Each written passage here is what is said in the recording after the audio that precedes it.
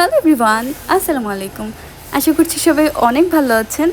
নিশ্চয়ই বুঝতে পারছেন আমি সুপার ডুপার এক্সাইটেড বিকজ আমাদের এই ছোট্ট গাছটাতে প্রথমবারের মতো ফুল ফুটেছে।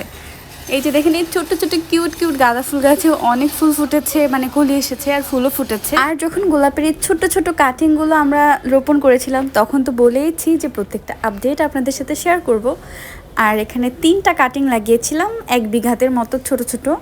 তো সেই কাটিংগুলো থেকে আসলে ফুল ফুটেছে। এই যে প্রথমবার যখন এখানে পাতা গজায় সেই ভিডিওটা, তো ফুলটা তো দেখেছি নিশ্চয়ই অনেক সুন্দর হয়েছে।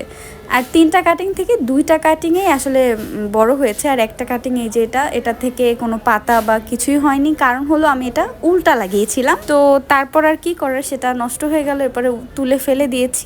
যখন দেখলাম যে প্রথম কলি এসেছে আমি তো নিজেকে বিশ্বাসই করতে পারছিলাম না, কারণ এর আগে আমি অনেকবার এরকম কাটিং থেকে গোলাপ চারা তৈরি করতে চেষ্টা করেছি, কিন্তু আমারটা আসলে হয়নি, বা আমারও তো ধৈর্য হয়নি যেটা কবে হবে। আমি অনেক দিন ওয়েট করে তারপর ফেলে দিতাম।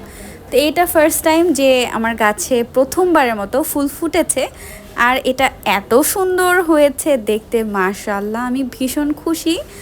আর প্রথম কলিটাও তো আপনাদেরকে দেখিয়েছি, সেখান থেকে ফুল ফুটতে প্রায় অনেক দিন সময় লেগেছে। ততদিন ধৈর্য ধরে প্রতিদিন দেখতাম যে কবে ফুটবে কবে ফুটবে। তো ফাইনালি আমাদের সেই ধৈর্যের ফল এই যে আপনারা দেখতে পাচ্ছেন।